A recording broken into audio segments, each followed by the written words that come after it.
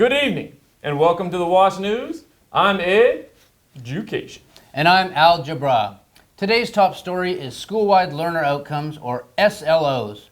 What are they, and why are they important? I have no clue whatsoever. This WASC stuff is so confusing. To all our viewers, I truly apologize for Ed and Ed's confusion. Well, today we are going to investigate what the acronym SLO, or Schoolwide Learner Outcome, means. To explain more about SLOs, we are going to our investigative reporter, Polly Graff, who is on location in Daegu, South Korea. Are you there, Polly? Miss Graff, take it away.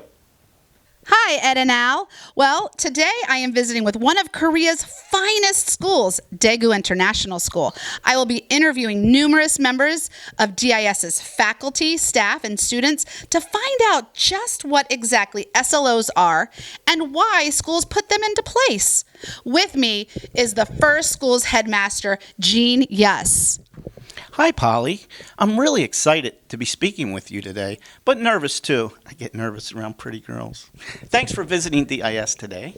Oh, there's no need to be nervous, Mr. Yes. Now, I have been told that Daegu International School has just recently revised their traits, or Schoolwide Learner Outcomes. Is this correct? Yes, Polly, that is correct. Wow, you sure are good looking.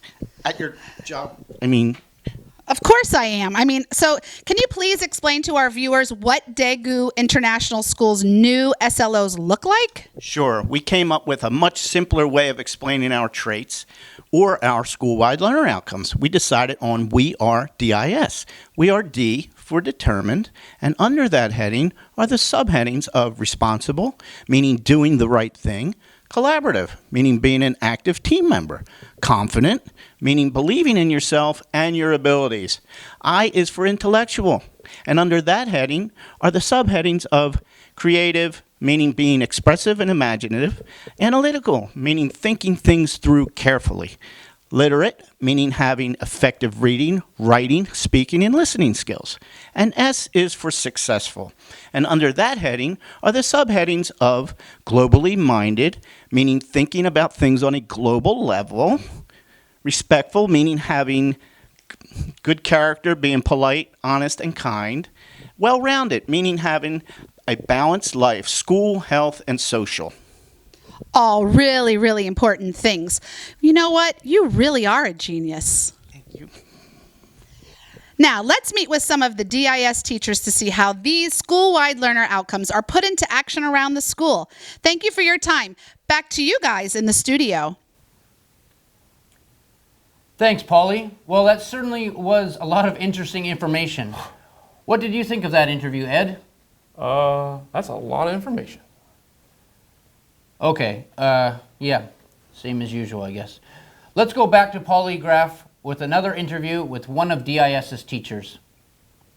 All right, thanks, guys. I have with me now the new DIS band teacher, Mr. Mike Raffone. How are you today, Mr. Raffone? Well, when you're rocking, every day is cool, man. Okay, well, that's quite interesting. Could you tell us a little about the SLOs that apply in music and band class? Right on! And I've got rock and roll in my blood, so my little rockers show me what they know by being responsible, collaborating, showing their confidence, being creative, being analytical, being literate, with reading music, and are globally minded too, as we study all types of music from around the world. The students are also respectful and are always well-rounded. Wow, dude, rock and roll covers all of the SLOs. Woohoo! You can't stop rock and roll. Rock on. Thank you for your time, Mr. Raffone. Let's go back once again to the studio. That guy was the cat's meow. I'm more of a jazz fan myself, though. I love the smooth sounds of John Coltrane and Miles Davis. Okay, well, your jazz interests are not related to this story at all. I think we're just going to have to go back to Polly. You still there, Polly? I'm here again. This time I am here with DIS's visual arts educator, Mr. Artiste. Mr. Artiste? Yellow. Get it? I kill myself. Where does a cow hang his paintings? I don't know. In a moo.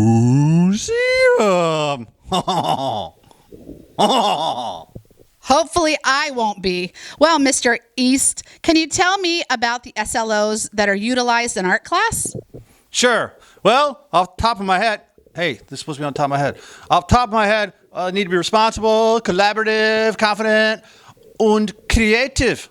Yeah, that's good. I now remember why I did not become an artist. Hey, that's my name. Okay, moving on, thankfully. Let's get back to the studio with Ed and Al. This is utter chaos. Ed, Al, please, somebody? Hey, what do you call a cow with 2 legs? Ground beef. Ed, Al, Ed, anyone? 2 legs. Anyone? Lean beef. Wow. That guy was not funny at all. Imagine what his students have to endure day in and day out. I really don't want to imagine that, Ed. It's a real shame for education's sake. Let's now go back to Polly Graff. Yes. I think she's with 2 other teachers at DIS. Polly? Hope they're a lot better than that. Thanks, guys. Yes, I'm here again, and this time I'm talking with 2 of DIS's PE teachers, Miss Joan King and the DIS dance teacher, Corey O'Graff. Wow, you two. You really seem to be ready to teach athletics. Those are some flashy PE outfits. Dress for success, full court press.